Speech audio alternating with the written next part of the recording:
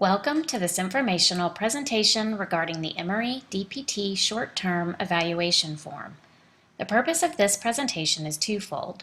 First, we want to give you background on our program that will assist you in providing your DPT student with a fulfilling internship experience. And secondly, the information and tools for how to effectively evaluate and assess their performance with our online evaluation form. This presentation will take you through an introduction to the form and its purpose, the objectives of the short-term clinical experience, and the details of how and when to complete the evaluation and of the evaluation conference afterwards. First, an introduction to why we are committed to using this form. We are often asked the question, why does Emory use this particular form? It's so different from the forms used by other programs. The simple answer is that this specific form assures that our students are evaluated on the core competencies that we value and teach. Unlike many other DPT programs, our program is competency-based, and we have identified 6 competencies that each of our students must master: provision of patient care, interpersonal communication, teaching learning process, administration, research, and consultation. All 6 competencies are taught and integrated throughout the curriculum by using a problem-solving approach and process. For example, our faculty model problem-solving, interpersonal communication, and teaching learning process during formal and informal interaction. Similarly, students are expected to demonstrate competency using the problem-solving process during provision of patient care, interpersonal communication, the teaching learning process, and administration, both within the classroom and clinic settings. We feel that this evaluation form effectively evaluates our students' problem-solving and competency within 4 of our 6 competency areas: provision of patient care, interpersonal communication, teaching learning process, and administration. Additionally, we feel that this evaluation form effectively addresses the objectives and mission of our DPT program and of the internship experience. What are our objectives for the Neurorehabilitation internship? We have 5 specific objectives for the adult neurorehab and pediatric rehab short-term experience. Given adult or pediatric patients with neurologic problems or limited comorbidities, the student will 1. Use the problem-solving process to assess patients and establish a plan of care in accordance with Emory's provision of patient care criteria. 2. Provide therapeutic services in accordance with Emory's provision of patient care criteria. 3. Use the interpersonal communication and teaching learning processes during interactions with patients, healthcare providers, and staff in accordance with Emory's interpersonal communications and teaching learning criteria. 4. Demonstrate professional behavior in accordance with Emory's administration criteria. And lastly, identify the administrative structure and goals of the physical therapy department as described in the administration criteria. Now that you know the objectives for the student's experience, let's talk a moment about how you can assist them in achieving these objectives through the use of intentional and constructive feedback. It is expected that clinical instructors will provide both daily and periodic feedback during their students' 2-week experience. Daily feedback should address the student's work with specific patients, present suggestions, and frequently assess or set educational goals. Periodic feedback should happen at the end of the first week and should consist of a more thorough review of the student's overall performance. The CI should use the online evaluation form as a guide for what to address during this process.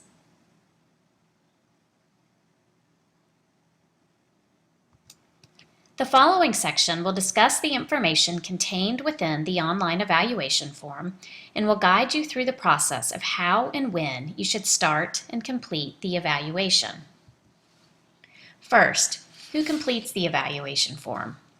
The form is completed independently online by both the clinical instructor and the student. If a second clinical instructor has been working with the student, the second clinical instructor reviews and completes the form in collaboration with the primary clinical instructor. Secondly, when should you and your student complete the form? Evaluations are completed once during the 2-week internship. The evaluation is completed on the last day of the second week, and it should assess how the student performed during the second week only. To reiterate, the evaluation should assess the student's performance based on his or her performance during only the immediately preceding 1 week. Third, how do you actually fill out the form, and what type of information can you find within the form contents? The form is comprised of 4 of our competencies: provision of patient care, interpersonal communication, teaching learning, and administration. Each competency section is comprised of component behaviors, which are defined by specific criteria. Where to find the criteria definitions will be discussed on slide 14, and these are important, as you will assess your student based on whether or not he or she performs the component behaviors to these criteria. Let's go to the next slide for a specific example of the competencies and behaviors. This slide is a screenshot of one of the pages on our evaluation form. At the top left, you will see the competency title, in this case, provision of patient care. On the bottom left, you will notice in blue highlighted text the component behaviors that comprise the competency. To find the specific criteria that define these behaviors, let's go to the next slide. On this slide, you see on the left a copy of the slide before with the provision of patient care competency and its component behaviors. When you click on the blue highlighted text of the behaviors, a pop-up window will appear with definitions or criteria for those individual behaviors. This is the information, i.e. the criteria, that you will need in order to assess the student's performance on the individual behavior. Now there are 2 exceptions for where to find criteria.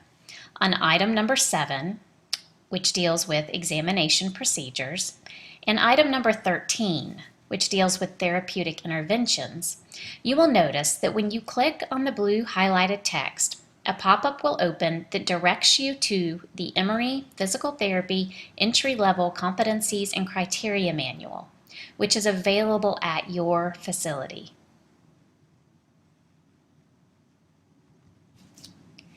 So now that you've accessed the form and have found the location of the criteria for the objectives, how do you actually go about scoring the student?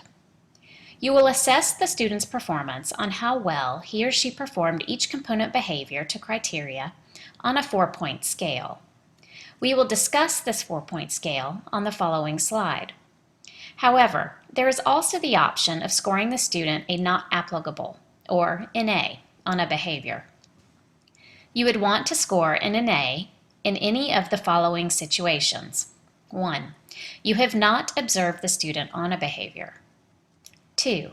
The student has not had the opportunity to perform the behavior. Or 3. You feel that the number of times you have observed the behavior yields insufficient data to rate the student. For example, if you've only observed a specific behavior 2 to 3 times, you may feel uncomfortable scoring the student's performance on that behavior. In this case, an NA would be appropriate. If an NA does not apply to a specific behavior, use the following 4-point scale. 4. Demonstrates competency. Student performs all criteria for the behavior 80 to 100% of the time. 3. Developing competency. The student performs all criteria for the behavior 50 to 79% of the time. 2. Beginning competency. The student performs all criteria for the behavior 26 to 49% of the time. Or 1. Rarely competent. The student performs all criteria for the behavior 0 to 25% of the time. This is a screenshot of one of our form's pages. At the top of the page in the red circle is the rating scale with its definitions.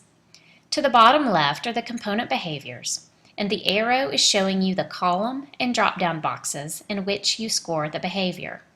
On this particular example, the CI rated the student a 3 on the behavior identifies symptoms and coexisting conditions of the client, meaning that the student performs this behavior to criteria on 50 to 79% of occasions. So now we're going to talk a bit about two items that are exceptions to the typical scoring procedures, items number 16 and number 40, which address patient safety and professional behavior. On the evaluation form, you will notice that these items are scored first due to their importance in clinical care. We expect that the student will earn a 4, demonstrates competency, for both of these items. If the student is not earning a 4, or is earning a 4 but demonstrating red flags, such as he or she scores closer to 80% of occurrences versus 100%, please contact one of our directors of clinical education immediately. Dr. Patricia Bridges may be reached at 404-712-4132 or Dr. Tammy Phillips at 404-727-1350. The following two slides are screenshots of item number 16, which is patient safety, and item number 40, which is professional behavior, along with the reminder that the student should score a 4 on both of these items. We expect the student will earn a 4, demonstrates competency for these items, or else you should contact our directors of clinical education immediately.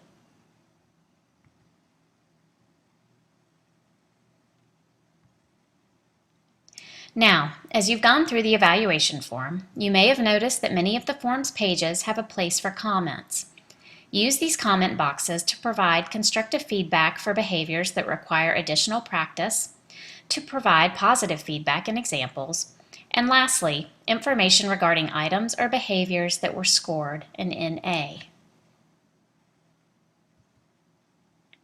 The next couple of slides address a few general tips and resources for when you start the evaluation form. You may start and stop completion of the form at any time, as it will automatically save your work, unless you hit submit. Please do not hit the submit button until after the evaluation conference with your student, which will be addressed in slides 25 through 28. You may re-enter the form at any time to edit, add, or delete information. Before hitting submit, hold the evaluation conference with your student. Lastly, if your facility requires a hard copy of the evaluation, you will need to print each page individually by hitting either the Control P keys or by selecting Print from the File menu. Again, please do not hit the Submit button until after you have held the evaluation conference with your student. For resources and to access all of the information that you may need to review prior to completing the evaluation, remember this slide, slide number 24. If you would like to review an entire competency, you may click on any of the below links.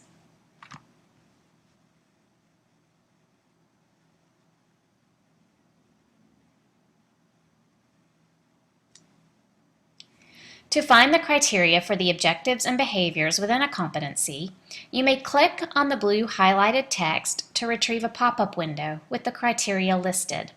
Please review slide number 14 if needed.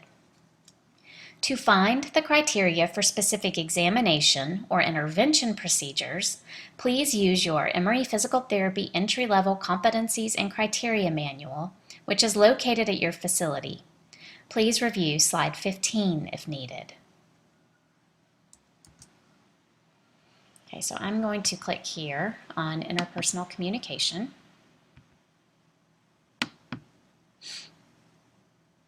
And so that pulls up my internet browser, and here is my competency and interpersonal communication.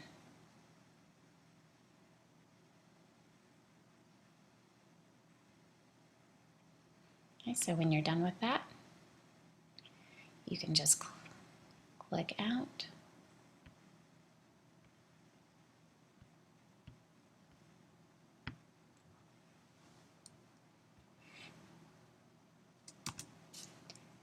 This last section highlights the evaluation conference and all that should take place during and after this review with your student. After independently completing the evaluation, the instructor and student should meet to review their forms. Differences in responses are discussed and examples are given to substantiate the chosen response. If agreement is reached, the response is changed to the agreed upon choice. If disagreement remains, responses on each form should remain, and then indicate the difference within the comment section. Upon completion of the review, electronically sign the form. The CI must indicate specialty and if he or she is an APTA credentialed CI. Lastly, press Submit only after completion of all of the above steps. After the conference and submission of the evaluation form, discuss with your student the APTA Physical Therapy Student Evaluation, Clinical Experience, and Clinical Instruction form, which is an evaluation form that your student has completed on his or her experience at your facility. A few facts about this APTA form are as follows. The student will complete the form online and print a hard copy to review with you. After the student reviews this form with you, you must sign the form. However, it is important for you to realize that your signature does not necessarily denote agreement with the form. It only indicates that you have received the feedback. This evaluation is confidential and will be kept in a locked file at Emory in accordance with the Commission for Accreditation for Physical Therapy Education guidelines. Data from this APTA form may be used in the aggregate for Emory DPT's accreditation purposes, and it may also be used to assist in developing and mentoring clinical instructors and clinical facilities for our clinical education program. Your evaluation conference is now complete. Your student will take the hard copies of the APTA Physical Therapy Student Evaluation Form and the Clinical Site Orientation Checklist and will return these to our DPT offices on the Monday after the last day of the clinical experience. This is now the time to wish your student a fond farewell and send them off with a hearty handshake. Well done. Our hope is that you feel empowered and able to complete the online form with confidence, and that you have a better understanding of the objectives of our DPT program and the internship experience. For additional questions, please contact our Directors of Clinical Education, Dr. Patricia Bridges or Dr. Tammy Phillips. Thank you for taking the time to review this presentation and for your support of Emory's DPT program and students. We are very appreciative of your time and efforts, and we value you as an important member of our clinical education team. Until we meet again, take care.